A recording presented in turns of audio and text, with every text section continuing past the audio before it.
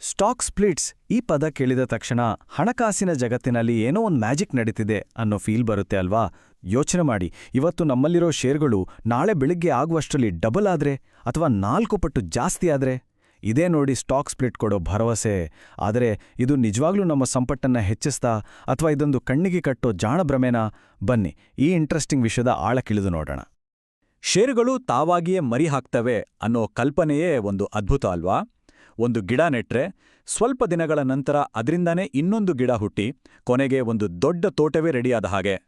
ಕೆಲವು ಹೂಡಿಕೆದಾರರು ಸ್ಟಾಕ್ ಸ್ಪ್ಲಿಟ್ಗಳನ್ನ ಇದೇ ರೀತಿ ನೋಡ್ತಾರೆ. ಒಂದು ಕ್ಷಣ ಯೋಚನೆ ಮಾಡಿ, ನಿಮ್ಮತ್ರ ಒಂದು ಕಂಪನಿಯ 100 ಷೇರುಗಳಿವೆ. ನೀವು ಒಂದೇ ₹1 ಹೆಚ್ಚುವರಿ ಹಣ ಕೊಡದೆ, ಯಾವುದೇ ಪ್ರಯತ್ನ ಪಡದೆ ಬೆಳಗ್ಗೆ ಎದ್ದು ನೋಡುವಾಗ ನಿಮ್ಮ ಅಕೌಂಟಲ್ಲಿ 1000 ಷೇರುಗಳಿದ್ರೆ ಹೇಗಿರುತ್ತೆ? Complete free. ಇದೇ ಕಾರಣಕ್ಕೆ ಸ್ಪ್ಲಿಟ್ ಮತ್ತೆ ಬೋನಸ್ ಷೇರುಗಳು ಅಂದ್ರೆ ಎಲ್ಲರಿಗೂ ಅಷ್ಟೊಂದು ಅಟ್ರಾಕ್ಷನ್. ಅಂದಾಗೆ ಇದು ಕೇವಲ ಒಂದು ಕಲ್ಪನೆ ಅಲ್ಲ. 1993ರಲ್ಲಿ ಇನ್ಫೋಸಿಸ್ನ 100 ಷೇರುಗಳನ್ನ ಯಾರಾದ್ರೂ ತಗೊಂಡಿದ್ರೆ, ಸ್ಪ್ಲಿಟ್ಗಳು ಮತ್ತೆ ಬೋನಸ್ಗಳಿಂದಾಗಿ ಇವತ್ತು ಆ 100 ಷೇರುಗಳು ಬರೋಬ್ಬರಿ 1,24,000 ಷೇರುಗಳಾಗಿರ್ತಿದ್ವು. ಈ ನಂಬರ್ ನೋಡಿದಾಗ ಇದು ನಿಜವಾದ ಮ್ಯಾಜಿಕ್ ಅನ್ಸೋದ್ರಲ್ಲಿ ಆಶ್ಚರ್ಯ ಏನಿದೆ ಅಲ್ವಾ?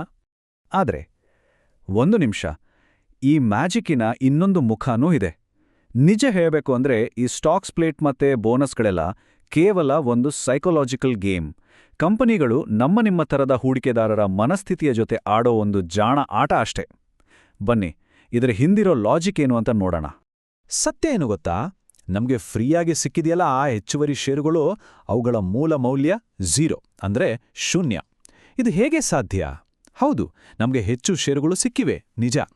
ಆದರೆ ನಮ್ಮ ಹೂಡಿಕೆಯ ಒಟ್ಟು ಮೌಲ್ಯ ಇದೆಯಲ್ಲ, ಅದರಲ್ಲಿ 1 ಪೈಸೆಯ ಬದಲಾವಣೆಯೂ ಆಗಿರಲ್ಲ. ಇದು ಕೇವಲ ನಂಬರ್ಗಳ ಒಂದು ಹೊಂದಾಣಿಕೆಯಷ್ಟೇ. ಆದ್ರೂ ಈ ಫ್ರೀ ಷೇರ್ಗಳ ಮೇಲಿನ ಮೋಹ ಎಷ್ಟರ ಮಟ್ಟಗಿದೆ ಅಂದ್ರೆ 2021ರಲ್ಲಿ IRCTC ಮತ್ತೆ IEX ಕಂಪನಿಗಳು ಸ್ಪ್ಲಿಟ್ ಅನೌನ್ಸ್ ಮಾಡಿದ್ದಾಗ ಸಣ್ಣ ಹೂಡಿಕೆದಾರರೆಲ್ಲ ಮುಗಿಬಿದ್ದು ಆ ಷೇರುಗಳನ್ನು ಖರೀದಿಸಿದ್ರು.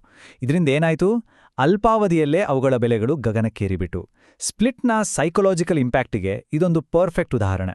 ಈ ಪೂರ್ತಿ ಆಟವನ್ನ ಅರ್ಥ ಮಾಡ್ಕೊಳ್ಳೋಕೆ ನಾವೊಂದು ಬೇಸಿಕ್ ಕಾನ್ಸೆಪ್ಟ್ಗೆ ವಾಪಸ್ ಹೋಗ್ಬೇಕು. ಅದೇ ಫೇಸ್ ವ್ಯಾಲ್ಯೂ ಅಥವಾ ಮುಖಬೆಲೆ. ಪ್ರತಿಯೊಂದು ಷೇರಿನ ಅಡಿಪಾಯನೇ ಈ ಫೇಸ್ ವ್ಯಾಲ್ಯೂ. ಇದನ್ನ ಒಂದು ಸಿಂಪಲ್ ಉದಾಹರಣೆ ಮೂಲಕ ಅರ್ಥ ಮಾಡ್ಕೊಳ್ಳೋಣ. ಇಬ್ರು ಫ್ರೆಂಡ್ಸ್ ಇದ್ದಾರೆ. ಅವರಿಬ್ರು ತಲಾ ₹50,000 ಹಾಕಿ ಒಟ್ಟು ₹1,00,000 ಬಂಡವಾಳದಿಂದ ಒಂದು ಕಂಪನಿ ಶುರು ಮಾಡ್ತಾರೆ. ಸರಿ, ಈಗ ಅವರ ಪಾಲುದಾರಿಕೆಯನ್ನ ಹೇಗೆ ಡಿವೈಡ್ ಮಾಡೋದು?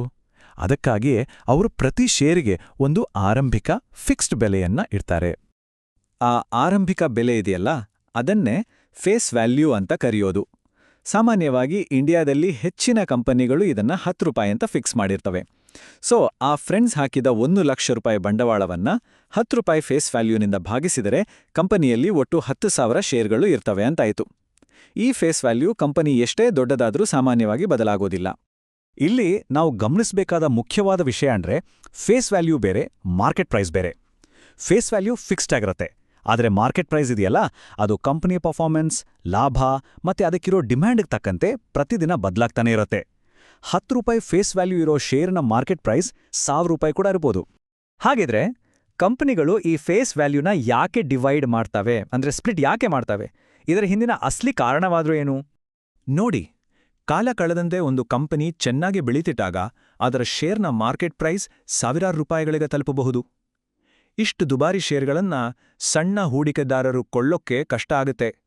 ಇದ್ರಿಂದ ಷೇರ್ಗಳ ಟ್ರೇಡಿಂಗ್ ಕಡಿಮೆ ಆಗುತ್ತೆ.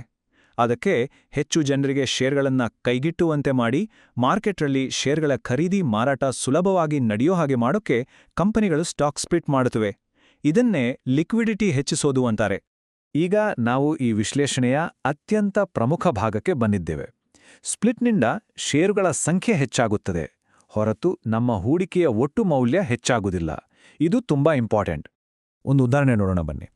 ನಿಮ್ಮ ಹತ್ರ ₹100 ಮಾರ್ಕೆಟ್ ಪ್ರೈಸ್ ಇರೋ ಒಂದು ಶೇರ್ ಇದೆ ಅಂತ ಇಟ್ಕೊಳ್ಳಿ.